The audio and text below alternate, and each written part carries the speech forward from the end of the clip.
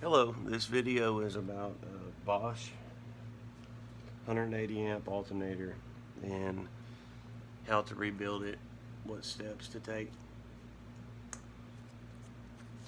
and basically two different issues that you can have. This one come from E46 BMW. I think they're in a few different model AUDIs. I know they're using several different things, mainly BMWs, but the voltage regulator poles, they get worn out over time. These right here, they come down to nothing and they don't touch anymore, or just the voltage regulator itself can go bad. Also, what my problem was is my alternator squeaking all the time, and I couldn't figure out where it was coming from till I took it apart and realized the bearings were bad. So, and also one other reason I want to make this video was I had an issue getting one of the bearings off, and I've seen other videos and how they did it, and I'll kind of explain how I done it. It made it easier. So the first step would be to take the cover off right here. It's going to be 5/16 nuts. There'll be two of them. I've kind of unassembled this one and kind of put it back together a little bit just to make the video. Be two 5/16 nuts like that. One of them is here and the other one is here, there, and there. Okay, this just pulls off. Right here is where your lead hot wire goes. Right here, like when you're pulling it out of the car, that right there is where the hot wire goes from the battery. This is where your plug is for the voltage regulator right here. Like I said, I got it loose already. This pulls off like this. Right there, it's just the cover. That's where your air dam connects to.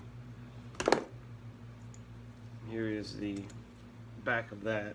In order to start taking it apart, you have to remove the voltage regulator. There's two Phillips screws holding it in there and there. That's where that makes the connection when that spins, and that's what creates the voltage, and this regulates it. Those just unscrew right here, just like this. I've already got mine undone. Comes out just like this. This is the original one that was in there. It's a Bosch.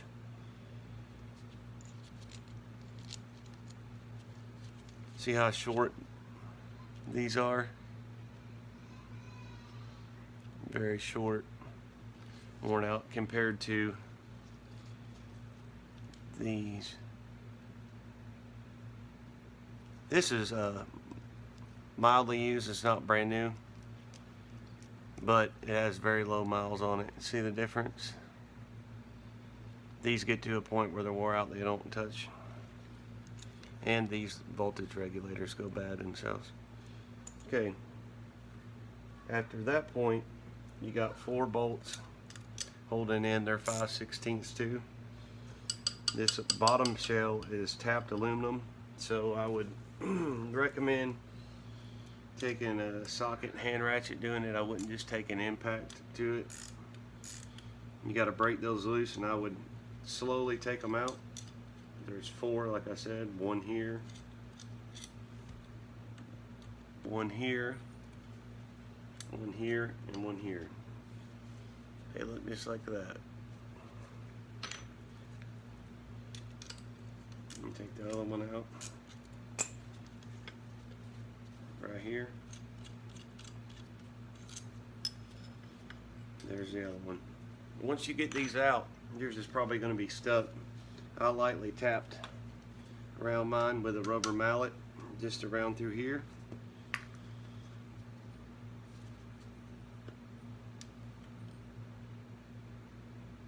just like that, and then you pull it apart. Well, actually, before I did that,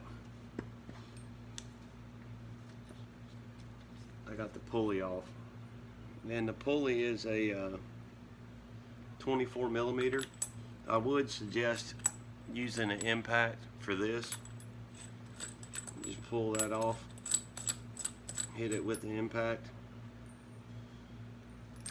comes off like that. There is a washer underneath there.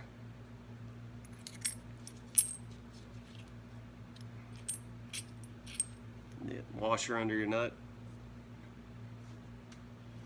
and also this is under here, just like that. I had it, forgot to put it back on there, just like that. Okay, at that point, after you tap it, just pull this apart.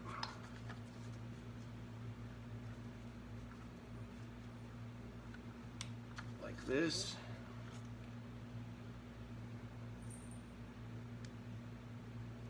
That comes apart. Then you got your back bearing, which I have just lightly placed on there. This is a seated one right here from my other alternator. That's what it looks like. It's got this little plastic housing around it. You got to pull that off before you get the bearing off. They're snug on there too.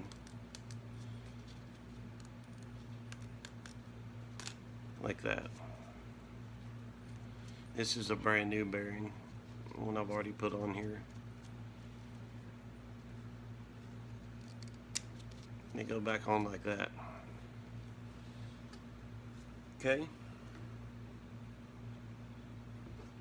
Next step is to, when you're rebuilding it, you got to get this bearing off.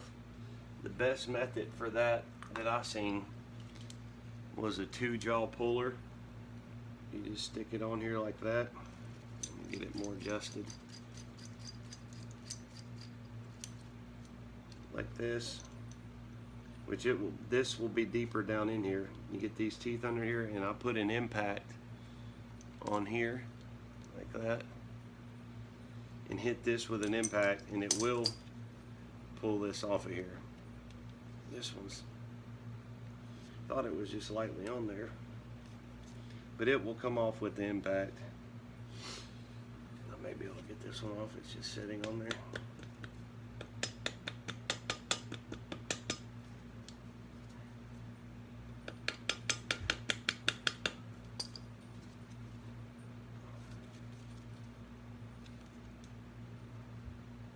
Well, maybe I'll get to use the pullers. I'll come back to that in a minute. The part that is difficult for me, this bearing's pretty easy because you can use the pullers. I guess I could show you that.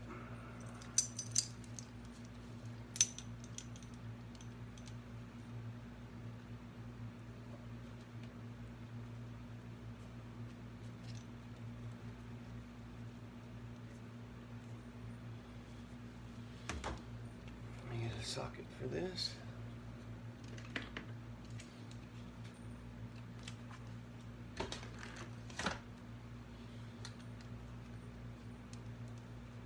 Just like that. Pulls off. That is a 16 mil for my pullers. Yours may be different. It will dent it up pulling it off, but of course you'll be putting a new one on. This is an endurance bearing 6203-4. That will be the back part, the back smaller bearing.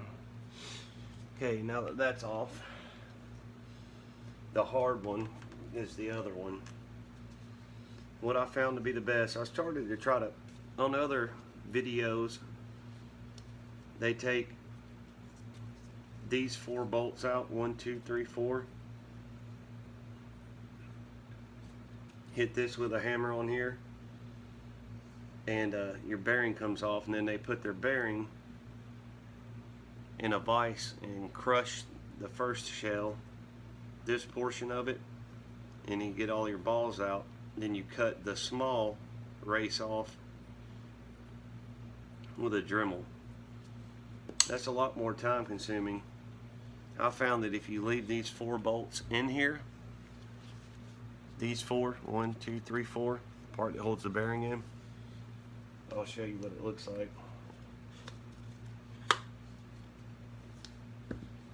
Let's see. This is what the back side of that looks like right here. Those 4 bolts go into here, hold this bearing in. This is my new one with the new bearing. They go right through here and hold this on. It holds the bearing on. But I'm telling you, that bearing will be warped on there, most likely. So what you have to do, like I said, I've already got mine out. I chopped mine up on blocks like this. Get you a piece of soft or wood. Support it to where it'll sit there, and hit it with a hammer over and over. It will come out. I did soak it in penetrant oil first, but it'll come out when you hit it with the hammer like that. It'll pop out just like that. You want to have something up under it soft so you don't hit this portion right here. This is soft and it will bend and mess up the whole operation. Once you get that off, you'll take your new bearing. It'll look like this when you get it off. You take those 1, 2, 3, 4 bolts out and take you a small socket, deep well preferably, like this. Stick it right back up on your blocks. And pop that out of there.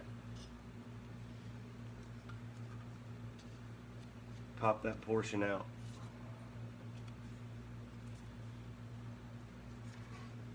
Get that bearing out and then put your new one in.